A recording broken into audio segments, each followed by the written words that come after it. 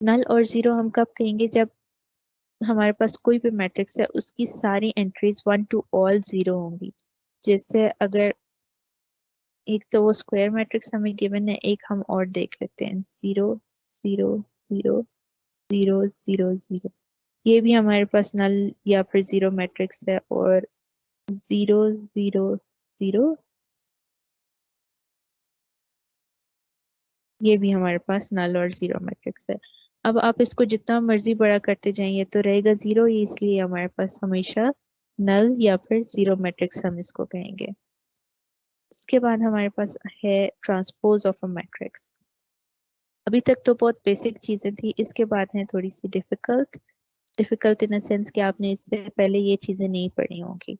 Transpose of a matrix obtained by interchanging the rows into columns or column into rows of a matrix is called transpose of that matrix। Example देख लेते हैं। जैसे हमारे पास कोई भी matrix है 0 1 3 4, तो ये लेट हमारे पास है मैट्रिक्स ए।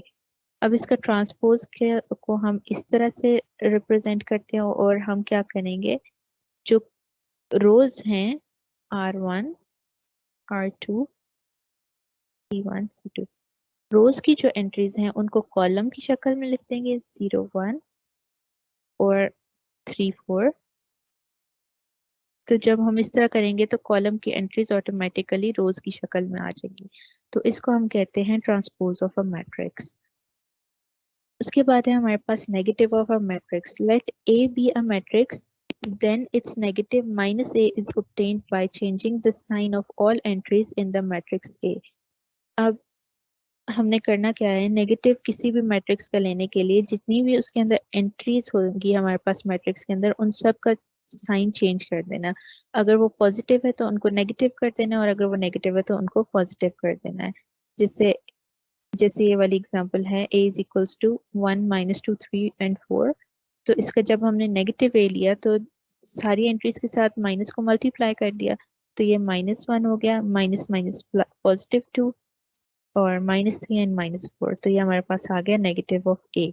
उसके बाद है हमारे पास सिमेट्रिक मैट्रिक्स।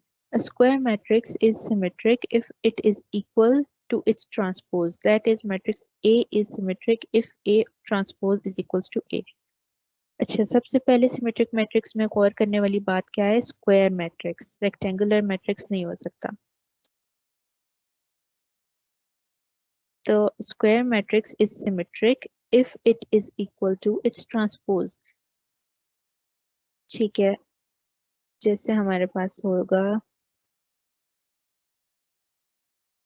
मैं आपको एग्जांपल देती हूँ। ओके, तो हमारे पास कोई मैट्रिक्स है इज इक्वल्स टू 1 2 2 1। अगर हम इसका ट्रांसपोज लेते हैं तो हमारे पास आ जाएगा 1 2 2 1। तो हमारे पास सेम वही आ गया। तो A is equals to A transpose, तो यह हमारे पास आएगा सिमेट्रिक मैट्रिक्स। उसके बाद है हमारे पास skew symmetric matrix. A square matrix A is said to be skew symmetric if A transpose equals to negative A। तो सिमेट्रिक मैट्रिक्स में हमारे पास क्या था कि A जो है वो A ट्रांसपोज की इक्वल होना चाहिए। अब हमारे पास क्या है कि A ट्रांसपोज जो है वो नेगेटिव A की इक्वल होना चाहिए। तो हमारे पास वो आएगा स्क्यू सिमेट्रिक मैट्रिक्स। आगे है हमारे पास diagonal matrix. A square matrix A is called a diagonal matrix if at least any one of the entries of its diagonal is non-zero and non-diagonal entries must all be zero। अच्छा, तो हमारे पास diagonal क्या होता है? Let me give you an example। A is equals to 1 2 3। जो ये चीज हमारे पास इस लाइन में आ रही होगी, हमारे पास डायगोनल एंट्रीज होती हैं। तो डायगोनल मैट्रिक्स कब होगा, जब ये वाली एंट्रीज में से कोई भी एक नॉन जीरो होगा और बाकी सारी एंट्रीज हमारे पास होंगी जीरो।